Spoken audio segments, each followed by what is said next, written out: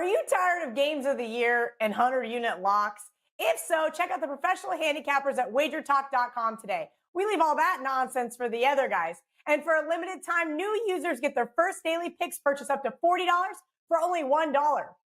$1? Whose idea was that? Johnny Detroit? I guess so. To redeem this special, just go to WagerTalk.com, choose a handicapper and their picks package using coupon code TRYWagerTalk when checking out.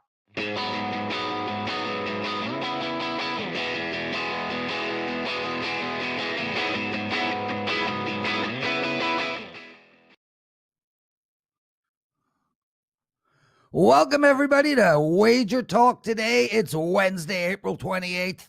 Teddy Covers, myself, Lawrence Presman. We've got a jam-packed show today. And we got ourselves a lot of Andy Lang today. And, you know, if you got a fever, Teddy, if you got a sore throat, you just need some Andy Lang. How are you, my friend? Oh, I'm pretty crappy today. How about yourself?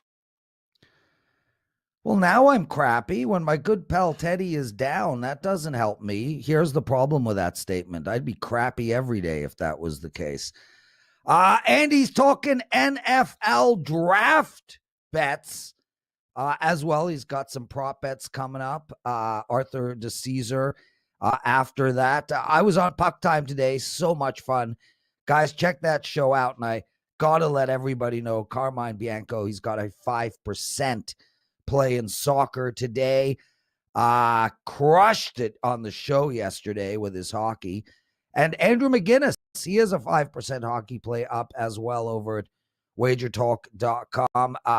Shout out to Brian Leonard. He won his 5% $2 Tuesday play yesterday. He was so good on the show, Teddy. Really enjoying Brian these days. Yeah, Brian's living winners, you know. All I did yesterday, Prez, let's see, my service plays were wrong. My opinions were wrong. My free play was wrong. My big game breakdown was wrong. I had one of those days on Tuesday where literally, if I thought about a game, I thought about the wrong side of it. So, hopefully I'll get a little Brian's magic today and see if we can get back on track. Dude, I've been rolling in the NBA, man, like just rolling. One night of my last 11 days of betting, but I went 0-2 last night in the NBA, and I was one of those morons that had Golden State. But I did have a winning night for my clients, 3-2 altogether, and I went 2-0 in NHL, bounced back from that abysmal Monday night. Teddy, what did we learn last night in the world of sports? Well, you talked about the Golden State Warriors, and it's certainly a team that it's worthy of some talk here on a Wednesday morning about Golden State. I mean, again, the Warriors led the game, 12-11, and then they allowed a 29-0 run to Dallas. And look, runs can and do happen in NBA games, but a 29-0 run with Steph Curry and Draymond Green on the floor, Warriors missed 18 consecutive shots, 0 of 9 from three-point range, 0 of 9 from two-point range, and they didn't get to the free throw line during that stretch. Meanwhile, the Mavs, it wasn't like they went crazy. They were 8 of 18 from the floor. They did hit 5 of 7 from three-point range, 7 of 7 from the free throw line during that span. Interesting quote with Steve Kerr. Biggest game of the year, and it was over before it started. Really, really disappointing. We've got a young team. Of the guys who are out there tonight, I think we have only 3 guys who are in the playoffs. Tonight was kind of a playoff game for Dallas. They lost last night. We knew. They knew we were on our heels. They came out like it was a playoff game, and we came out like it was an exhibition game. What did we learn? Honestly, I keep on looking at Golden State and saying, yeah, well, they're thinking of the defending champs and defending 5-time finalists. And right now, Golden State's a lot more like the team that had the worst record in the NBA last year than a team that's primed to do anything in the postseason.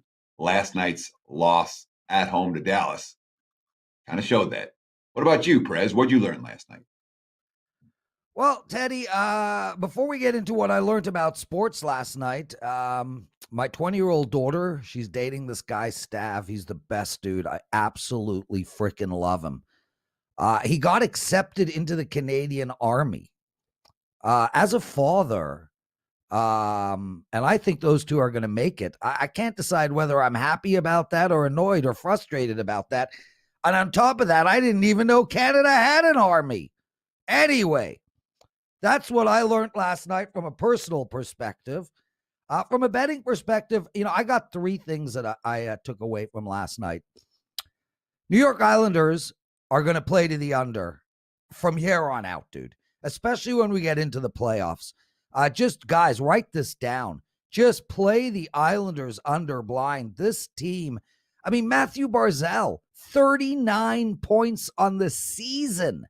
He's their leading point getter. Austin Matthews has almost as many goals. Not points, goals. This team is just struggling to put the puck in the net, and they're really playing incredible defense.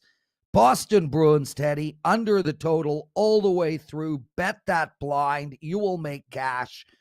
And we spoke yesterday briefly about the Chicago Blackhawks, and I said to you, this Chicago Blackhawks team is done. And they lost last night handily to the Tampa Bay Lightning. So I would be looking to fade them as well. So really my takeaways from last night is keep playing the unders in Boston and New York Islander games and look to fade the Chicago Blackhawks. Let's bring Andy Lang in. Andy, how are you, my friend? What's going on with you? Great to have you on the show. Thanks for having me on. The Canadian Army. Huh? That's at least it'll be safe. Yeah, it's like being on the Egyptian snowboarding team. I didn't know they existed. Yeah. How are both of his teammates on that Canadian Army? Yeah, we have the world famous special ops. They're called the Penguins. You guys have the SEALs. We got the Penguins, baby. Oh yeah. But seriously, man, I don't know if I'm happy about that, dude. These two are going to make it, and I don't want this kid going to the Army. But at least he's going to be safe. When was the last time a Canadian Army person saw the theater? Yeah, not a lot of invasions into Canada.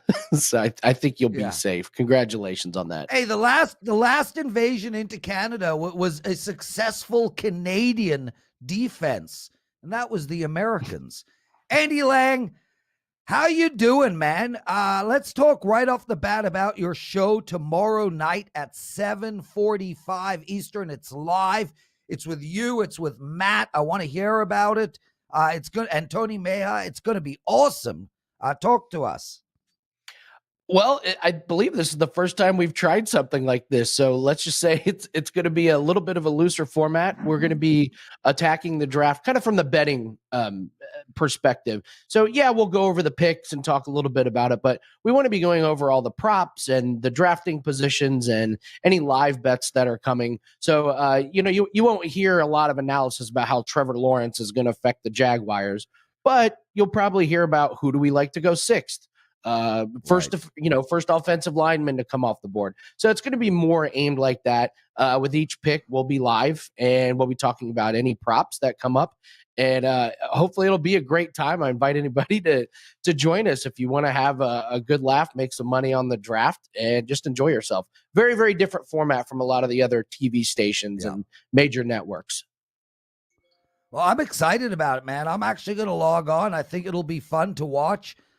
And let's get into it. Preview of what you'll hear tomorrow. And Andy, let's talk about the Cincinnati Bengals. They obviously have to be feeling good about themselves. They've got a quarterback for the future. Their first drafted player, what position will he be? My brain is saying it's probably going to be Chase, the wide receiver, but I think there's value in saying that they're going to draft an offensive lineman at plus 150. There's some stud wide receivers in the draft, but I just look at the Bengals team and say, if your quarterback is going to get assaulted like Joe Burrow was in the pocket, it doesn't matter who your wide receivers are. In Burrow's first 11 weeks, he was sacked 32 times. He was hit 42 times. And that, they hit a home run with T. Higgins. Tyler Boyd is locked into contract for 3 more seasons. I think that's a good enough 1-2 punch, but they have to protect Burrow. On April 20th, there was a really good article where the Bengals said, we have to protect Joe Burrow. That is our number one priority. Now you start hearing some leaks out that, well, Joe Burrow really wants him to take a chase because they're friends and they think maybe they can have an explosive offense with Zach Taylor as a coach there. But last year they got their quarterback and they got their wide receiver. I could see a little bit of change in philosophy. I think Sewell from Oregon will be there unless something crazy happens. I think at plus 150, I think it's worth just a little sprinkle, just a touch, just a tiny little bit. And of course, WagerTalk's got you covered for the NFL draft. You talk about Andy Lang's props. You talk about the live show on Thursday night. Let's not forget Las Vegas Chris and his draft betting guide. You can check out his page at wagertalk.com. And it's 100% free. And again, you're getting draft information from a dude on TV who's never placed a bet in your life, or do you want someone who's a professional bettor in Vegas? Good information. And that's key when it comes to understanding the wagers for these draft props. Let's talk about Javonte Williams. What are we looking at with him when it comes to the draft, Mr. Lang, when it comes to your props? You like him over or under his 39.5 draft position? I said, just a sprinkle on the Cincinnati Bengals offensive lineman. I will say these are not huge plays. There's a lot that can go wrong for your bets if there's some crazy trades.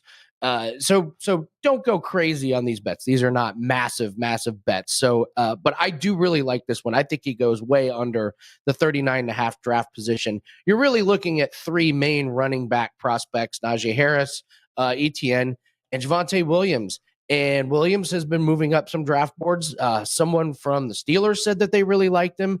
And I think there's a lot of teams that look at this and go, we got 3 really good running backs. And if we want one, we're going to have to take one sooner rather than later. So he's not an elite receiving back, but he's improved each year. Had 25 catches in 2020. I think he could sneak into the first round. And even if he doesn't sneak into the first round, you have the Jets sitting there. You have the Dolphins sitting there.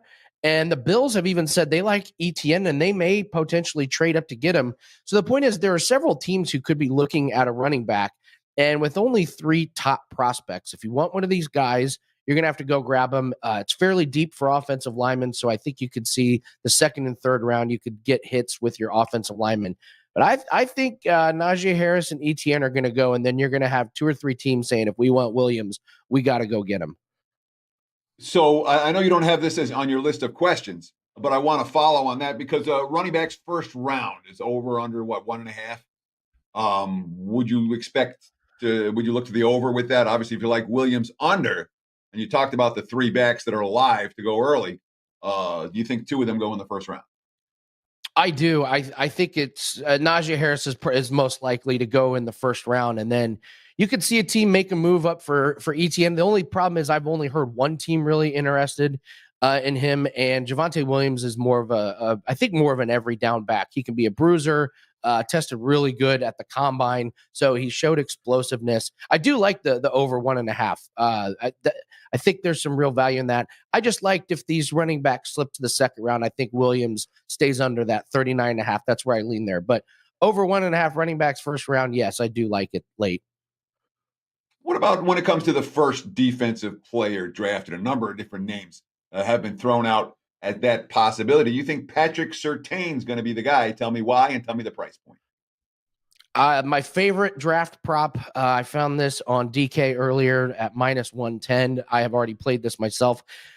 There are not any clear-cut elite edge rushers going, oh, this is a top 5 guy. Defensive tackles or linebackers, most teams, write-ups, draft experts, they don't have a whole lot of defensive picks real early.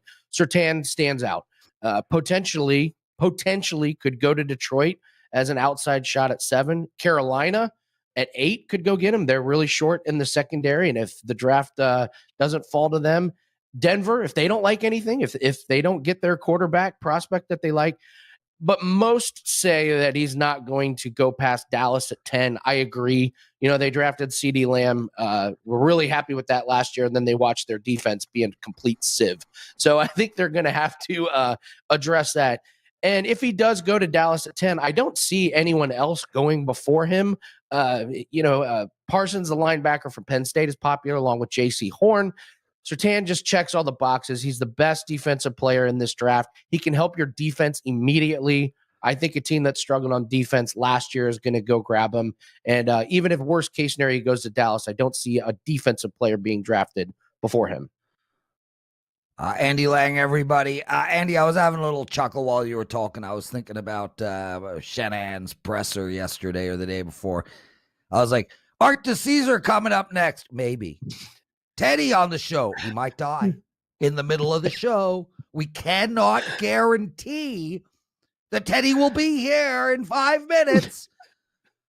Oh, my God. What the hell was Shanahan thinking, man? Anyway, I'm curious as hell what that team's going to, what's San Fran's going to do, but that we'll have to wait till tomorrow to find out. Let's get into some props, man. NHL, Kevin Fiala on the wings, one of Teddy's absolute favorite players. I think he bought his son a shirt. Teddy, what are the colors? No, I'm not gonna. That's me being a jerk. I'm being a jerk. I'd like to apologize. Oh, you know the colors. So the wing. So I lived in Michigan all those years, of course, and they were winning cups. Yeah, the wings are red and white. But whenever I turn a hockey game on and I see someone in red and white, I'm always assuming it's the Wings. And I was clicking through the other day and it was like Calgary or something. I'm like, no, that looks like the Wings. Yeah. Calgary's red and white too, but their red is more of an orange. Andy, I love Kevin Fiala. I love this Minnesota team over the next few years. They're assembling a fast hockey team. But you got a bet for us tonight on him. What is it? I like him to score a point tonight, goal or an assist. Like you said, they're playing really well, 7 straight wins, and they've scored 4 or more goals in 6 out of those 7 games. So what do we always say? If you want to score points, you got to score goals, and they are scoring goals. Fiala has at least 1 point in 4 straight games tonight. The rest of these games are big for Fiala and the team. They're the 3rd seed in the division behind Colorado and Vegas, but they can still catch Vegas for the number 1 seed if things fall right. They have a lot of motivation, which is what we're looking for in props at this point. St. Louis has given up 3 or more goals in 4 out of the last 5. So I like a motivated Minnesota team to put some points on the board with Fiala being a big part of that. I'll take yes, that he will have a point.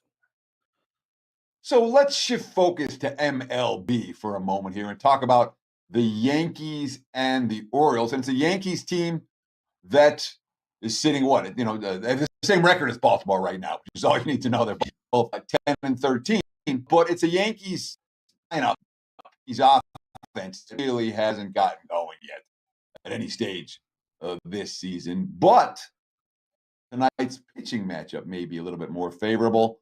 What are we going to do with the first inning in this one? Are we looking for a run scored, or are we looking for no run scored between the Yankees and the Orioles tonight? I think there's going to be a run scored in this first inning. I keep track of this prop, and there are more and more games getting a run or 2 in the first inning. And all you need is one struggling pitcher to give up a run. The Yankees, for example, were struggling.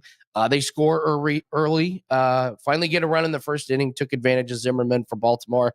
And in the previous game, the Yankees didn't score. Their bats remained cold, but Baltimore got a run in the first inning against Shaky Garcia. Yesterday, 11 out of the 18 games had a run in the first inning. So I'm looking for pitchers. If I can get 2 pitchers that are struggling, to get this, they got to go up against the top of the order, and Baltimore is putting out Kramer, who has a 6.75 ERA, and Herman, not off to a great start, a 6.23 ERA. So both these teams have gotten runs in the first inning. You have 2 pitchers that are throwing grapefruits up there. I like this, and I think I'm going to be playing more and more of these as the season goes on. If I can get 2 pitchers that are giving up runs recently, going up against the top of the lineups, I think I'm going to be playing this. I've seen a lot of success this season so far. Outstanding stuff, Andy. Guys, this man has you covered. 3 NFL prop bets, 1 hockey bet, 1 baseball bet, Now let's move to the NBA. Darius Garland, you got a prop for us on his points, rebounds, and assists. I hand the mic to you. Yeah, Garland has been very popular in the National Basketball Association prop betting world, and I'm going to take him over 33.5 points, rebounds, assists. He's coming off a really bad performance against Toronto, and I love him in a bounce back. Before his last, he went for 13, 10, and 2 last game. He's gone over this total in 2 straight games. The big thing is Colin Sexton is out with a concussion. He's been out the last few games, and he's out again. So Sexton out. Garland is going to be the main man on the perimeter. And I love that the last 3 games he's gotten 10 total rebounds and assists, 13 total rebounds and assists, and 12 total rebounds and assists. Those are so important to help you get over the total. And they get a gift in playing the Orlando Magic, who are just terrible. They've given up 112 or more points in 6 straight games. Orlando not playing a lot of defense. Garland coming off of a bad performance on a rebound situation. I like him to have a really, really good game tonight, and I think he goes way over this 33.5 points, rebounds, and assists tonight. Awesome stuff, Andy. Thanks for joining us, man. What do you got to promote? Golf, the big thing today. We've got the Valspar kicks off tomorrow. I have 2 first-round plays for tomorrow and 2 full tourney plays. That's what I have as of now. Been great with golf. It's what I recommend the most, and I will have props for the clients coming up later this afternoon. Awesome stuff. And don't forget, guys, tomorrow night, 7:45 Eastern Time, Andy Lang, Tony Meha, and Matt Joseph. A live NFL prop show. You can find it on WagerTalk TV, our channel. And also, while I remember, because I'm getting old and it's likely I'll forget the next 3 minutes, I wrote my power poll in NHL. It's up now over at WagerTalk. Hit the news button. I look at every single team, all 31, and I give comments as well. And Andy, in case you're interested, somewhere in my power poll, there's a hot wife alert. So you're going to have to check that out. Anyway, Andy Lang, Teddy, the Prez, we're going to take a quick break. We got Teddy's big game breakdown, Arthur DiCesare coming up, the penalty box segment, and we'll try for a couple of more laughs along the way. Sign up for the free WagerTalk Text Club to gain access to free plays and exclusive discounts. Just text WagerTalk to 33222 to sign up and get a $10 coupon to use on WagerTalk.com.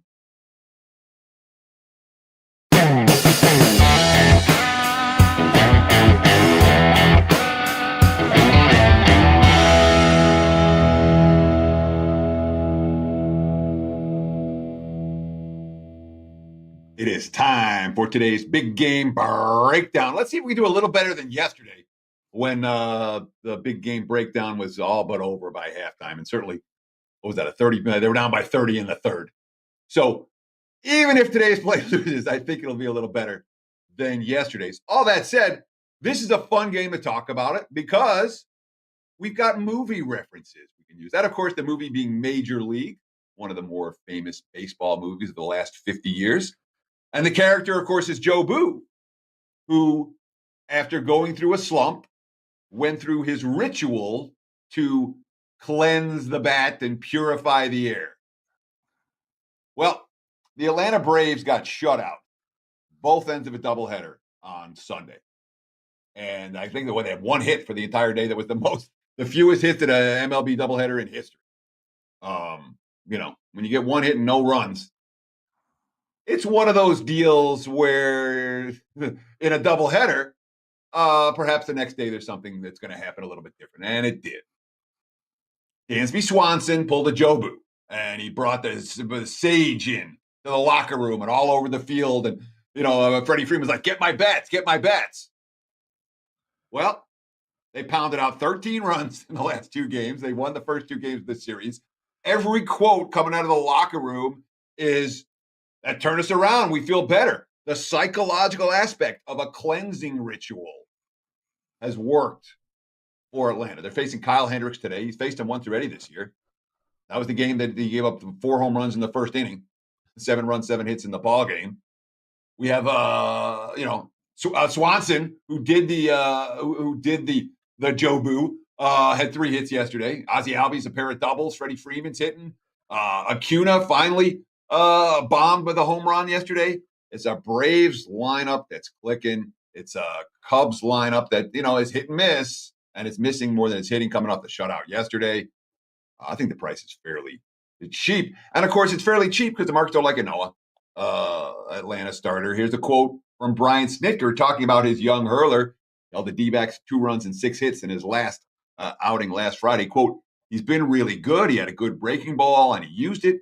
I see him getting confidence, and I see him growing up and getting more confident. It's fun to watch young guys when they start figuring some things out. That's a bet on quote. It's a bet on team. Give me the Braves. Cheap price, -130. To me, looks reasonable. And, of course, from a total standpoint, wouldn't be shocked if this one gets up and over the number. There you have it, Prez. Braves and over. Back to you, Mike. Yeah, Teddy, I love that. And I agree with you. I think we're going to see the Braves put down a nice big run. And I love the over in that. I mean, I've got the Braves to go over more than under. They're on my team to go over list. So great take. Guys, hit that like button for us, please. Andy Lang was so good. I mean, six actionable pieces of information, 6 bets. Teddy's just gave you a couple more. That's 9. We're only halfway through the show, so please hit that like button. And just a real quick shout out to all of my friends in the chat room. I'm not going to be as active in the chat room as I was before. It's hard, man. I got to handle the show. I got to handle Teddy. I got to focus, and I'm going to stay focused. But I did see, no problem. I did see Tony Blaze. Awesome name. Tony. If there was if you're going to name the next Marvel superhero, it'd be Tony Blaze. But anyway, Tony Blaze wanted to know what my favorite 5 horses for the Kentucky Derby are. Tony, my answer to you is, well, all I know is that horses race in the Kentucky Derby. I don't even know if the term is race. That's how little I know. I'm guessing the Kentucky Derby is in Kentucky. I'm just going out on a limb with that. That's about my extent of horse racing. But I will tell you this. Sig is coming on the show tomorrow, and we are going to do a deep dive into horse racing, something I know nothing about. Teddy? So, Prez, what made me laugh, I think, more than anything else about that diatribe you just went on, and was the fact you're like, I'm focused, I'm concentrating, I'm not going to be in the chat all the time. And then you talked about Andy's 6 plays and my 1 play with an opinion on 2. the total, and somehow I said 2. that came out to 9. Right, 6 + 2 = what? Oh, yeah. Yeah, 6 like, I'm plus totally 2 focused. is 6 8. + 2 = 9. Hey, all because I'm focused doesn't mean I know math. Come on, bro. Plus, If you don't know math, you're not a sports bettor. side wager? I just want side wagers. All I want side wagers with everybody. Arthur DiCesare, side wager? Yeah, I mean, if your math is going to be 6 + 2 = 9, I'll take it. Okay. You come up with the bet. I like the yellow shirt, Arthur. So nice. I'm trying to What's it, do like 100. I'm trying to do what you do. You're always in bright shirts, so I'm trying to follow. Normally orange. Orange is my color. Today I'm wearing the maroon. So Arthur, man, we got to say it. When he's wearing that yellow, he just looks cheerier. You just, Yes. sometimes you're dressed in dark. You look happy. And I mean, I had a miserable night last night. I couldn't do anything right. Literally. Every opinion I had, if I had an opinion, it was wrong last night. I'm sitting here pounding my head. And I look at you and you're like bright, shiny guy, It's the smiley DiCesare day. I love it. Arthur, I apologize for Teddy. Don't know why. But dude, we need some bets out of you for tonight. What sport would you like to start talking about first? Let's start in the NBA. Let's start in the 2 things that I've seen move. Even though I'm not the biggest NBA bettor, I will let the public know what is moving. Despite Trae Young being out, Sixers, we opened -8.5. It's now 7.5. So interesting that despite Trae Young being out, still seeing a little bit of Hawks money. So interesting there. And then my Knicks, I am a lifelong Knicks fan. They opened -5.5, and they're now -4 against the Bulls. So you've seen some Bull money. Maybe people think the Knicks are going to come back to earth a little bit here, after, a lot of people thought, they'll just keep rolling against the Suns, who are on a back-to-back end of a West Coast road trip. And that didn't work out. So you've seen a little bit of Bull money there against the Knicks. Yeah, and just looking at the injury report for, Atlanta and Philly, you talked about a little bit of Hawks money. And, I'm seeing Lou Williams upgraded to probable, but I don't know that he's going to be someone that is going to move the needle on the point spread. And Philly expected to be relatively healthy this evening. Even Danny Green's going to go for the Sixers tonight. So maybe the market's, I don't know what they're seeing in that one with the Hawks money. Before we get into more actionable info, I want to ask you theory. And I asked Dave Sharap on this question yesterday. We've seen now the state of Nevada, which used to be the only place that would legally accept sports wagers in the United States. First, they went behind Jersey. Now they're behind Jersey and Pennsylvania. Now we're seeing like Indiana on their heels. And is the state of Nevada, is Las Vegas going to be relevant in the sports betting world in 5 years? Or is this a situation where once California legalizes and once New York legalizes and once the Texas legalizes and Florida and all the big population states, Vegas is going to be like 20th in handle. No one's going to pay attention to us anymore. What do you see the future for Nevada in terms of sports betting? Are we still the leaders, or is this moving in a different direction? Man, Teddy, that's a great question. I want to believe we're still going to be the leaders because we're Vegas. But, with all these states eventually getting it and everyone is going to have it, first of all, I want to say I think it's great that everyone does have it. I think it should have been that way for a long time. But I do think when, you're the new kids on the block and you're Jersey and you're this, Pennsylvania and all these other places that get it, I think people love it. But I do think when Vegas gets back to being Vegas and we have the shows and we have the entertainment, we're still going to have that we offer that no other state offers. So I still think Vegas is going to be Vegas. Are we going to be number one? I don't know, but I do think with all the things we have out here that come with Vegas, I do think that will help. I do think we have to get back to regular life, no more masks, this, that, and the other. But that is going to be interesting to see what happens over the next 2, 3, 4, and 5 years. It's going to be very interesting. Well, the other thing that I'm hearing from this, that I'm hearing regularly, is that not the odds are better, but there are more betting options in other states than there are in Vegas. You look at the draft props in Vegas look at the in-game options in Vegas compared to what you're seeing. And NHL. But in-game or NHL, exactly. No, the regulation bet, Teddy. The regulation bet is a bet that a lot of the real sharp NHL bettors play regularly, and that bet is very hard to find in Vegas. There's a lot of bets that you're finding elsewhere that are hard to find in Vegas. Yep. Do you see that being a problem for the future, or is Vegas going to start to expand our offerings? Or is this a situation where other states are just going to take the lead? Teddy, another great point. I get so many people who come in and say, hey, are you offering this? Are you offering that? A lot of it has to do with props. A lot of it has to do with, can we parlay props? Can we do this? Can we do that? Yes, all these other places that are just getting sports and sports betting, they understand they had to expand their window. They had to expand their menus because, once again, you're the new kids on the block. Let's offer everything. I think Vegas, we have to adapt. We have to realize that there are bettors who want these things. Are we going to offer everything that everyone offers? No, but I think we're going to have to expand, and we're going to have to come up with a lot more options and a bigger betting menu, and we can't just be stuck in our old ways. I see it every day in the sports book. So you're saying we have to. Are you seeing any signs of that? Because it's not like there's a we. It's each individual book deciding what they're going to do, and even the market leaders in Vegas are still lagging behind.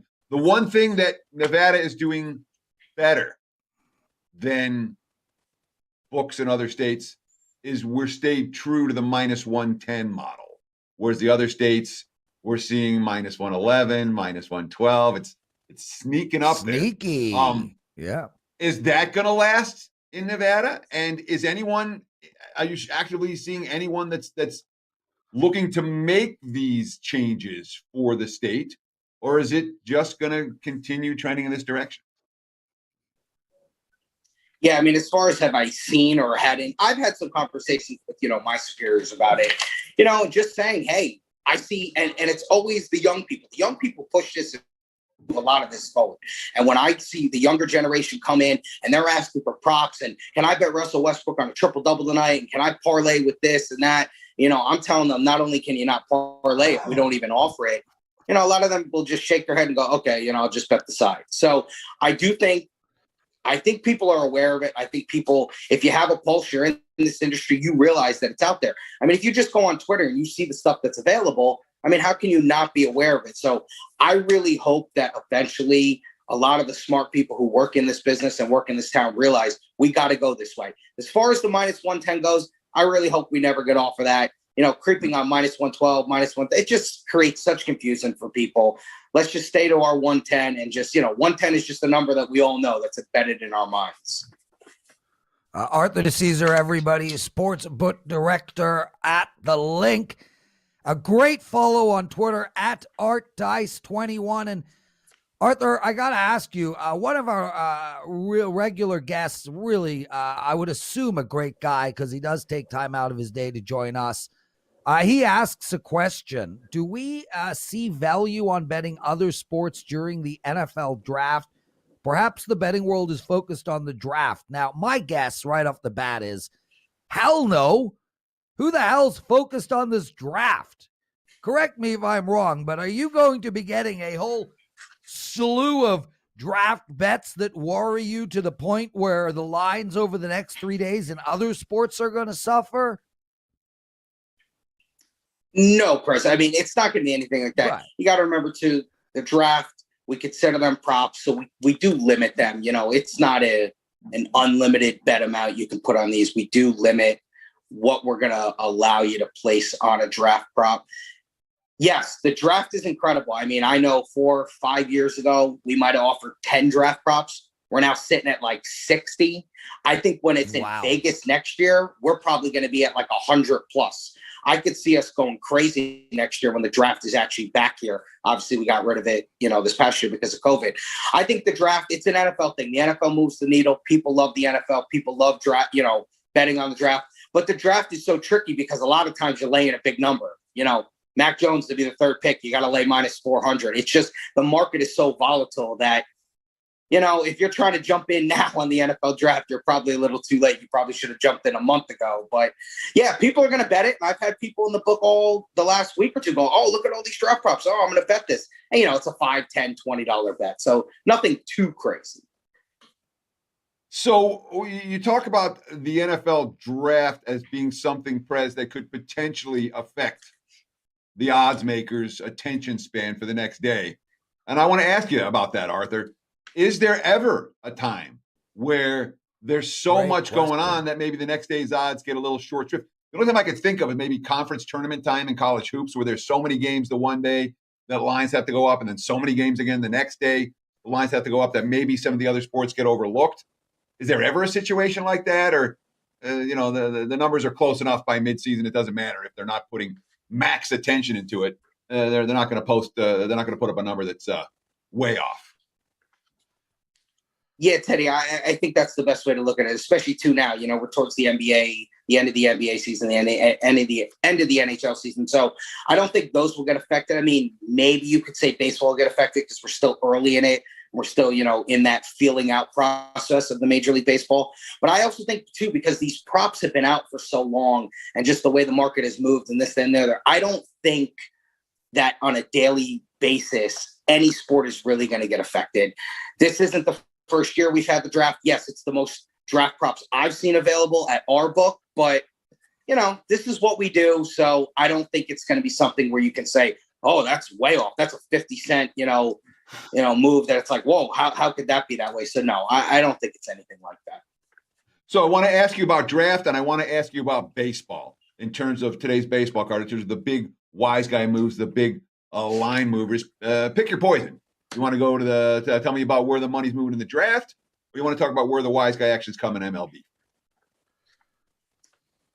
let's do a little baseball. I would say interesting. Both AL East teams, or, three of them are involved in this. The Yankees almost opened minus 175. They're now minus 150. Very interesting. You normally don't see the Yankees get bet against. You always see Yankee money. Obviously, Herman has not been that great. The Yankees have kind of won a game, lost a game. They've kind of been back and forth, besides that 3-game streak they had in Cleveland. So very interesting to see that the Yankees are kind of being bet against a little bit, especially against the Orioles, who they've owned.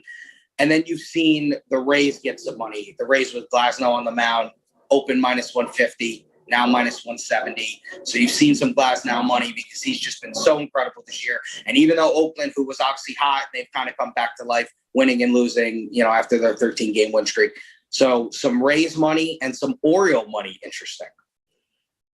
Arthur DiCesare, everyone. Follow him at ArtDice21. And Art, we got to talk a little bit of hockey, and I want to talk about this Vegas-Colorado game.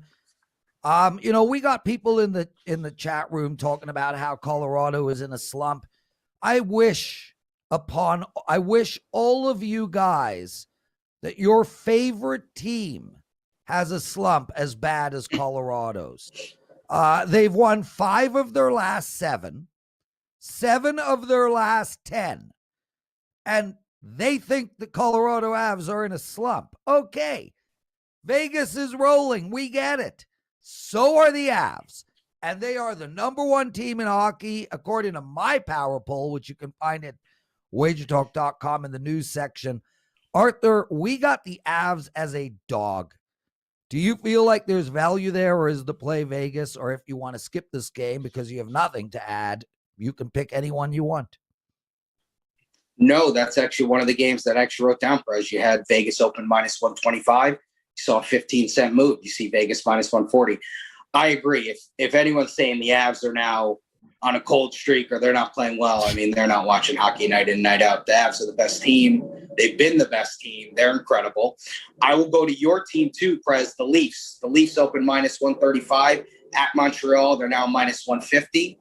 Your Maple Leafs are 4-1 against the Canadiens this year.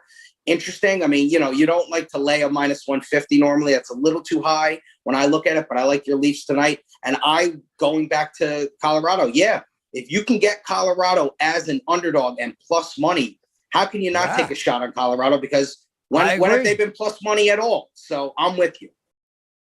So Arthur DiCesare speaking pure heresy there for anyone here in Las Vegas talking about betting against the Knights. You're not allowed to do that when you live in Vegas. Let's talk NFL draft real quick. Have you seen one draft prop that has stood out where the wise guys are pounding it? Give me something actionable for the NFL draft that you've seen from the betting action at the LINQ Race and Sports.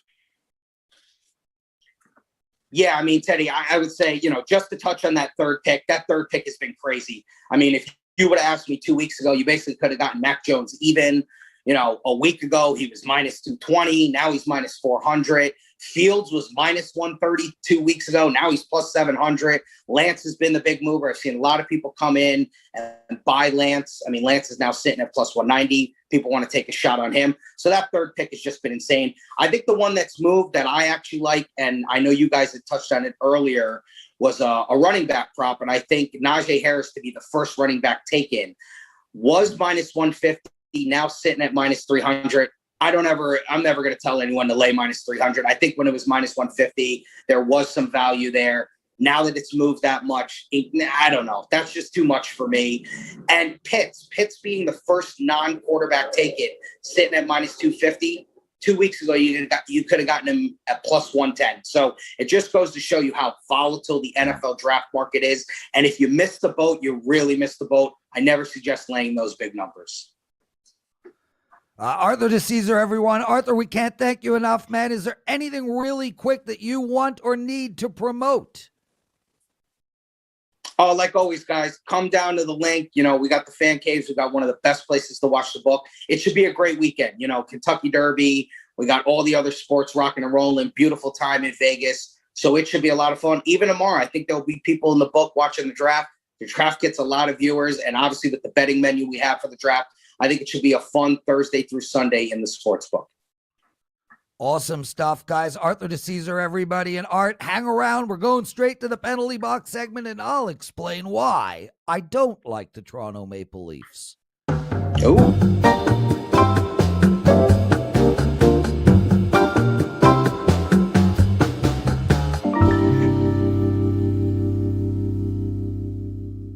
Yeah, baby. Woo! Nothing pumps me up more than that song. Rolling Stones, I think 69, 70, somewhere around there. Anyway, guys who want t-shirts, I see you talking, Johnny, Terry. Just email customer service, please, because I think they might have some now. I don't know. God, all I am is a host on WagerTalk Today. I don't run this company anymore. I'm just relaxing and coasting through the rest of my years. Let's get into some hockey. We're going to start with the Canadiens versus the Leafs. And look, I'm not going to bet the Canadiens here, but I do actually like them in this game. I don't think the Leafs care whether they win or they lose this game, frankly. And Montreal is just in a dogfight with Calgary. I know that math is their friend, but this Montreal team has lost too many games over the last little while. They've got to get a winning feeling going. And I wouldn't be surprised if they win tonight. But what I do want you guys to bet is the under in that game. 6. There are a few 6.5s out there, but I think this game is going to be a low-scoring hockey game. And speaking of unders, let's go to the Minnesota game tonight. They're playing the Blues. I think this is a tough spot for both teams. I don't think we're going to get a lot of goals in this game. I like under the total. And also, in keeping with the under, I like Edmonton and Winnipeg to go under the total as well. So 3 unders for you guys. The Habs under, the Oilers under, and Minnesota under the total. Teddy, I got 30 seconds left. I'm not going to use them because we're way over time today. Please come back to me, my brother, and take us home. Sure. And tomorrow on the show, I want you to explain why the Canadiens are called the Habs, because that's one of those nicknames I've never understood. I actually but that's for tomorrow. I don't think I can. I don't act. Well, you know what? I'll ask Andrew, and I will come up with an answer for you. Yeah, that's your research project. That said, please, before you leave, give us a like. One little click. We appreciate it, and that makes all the difference in terms of helping us continue to provide you with the best free content you can find for sports bettors on the internet. I want to thank Andy Lang. I want to thank Arthur DiCesare. I want to thank Joe Ranieri and Lawrence Pressman. I want to thank you, our viewing audience. We'll be back again. Same bad time, same bad channel, 9 a.m. on the left coast, noon on the East Coast. Tomorrow, between now and then, enjoy the games.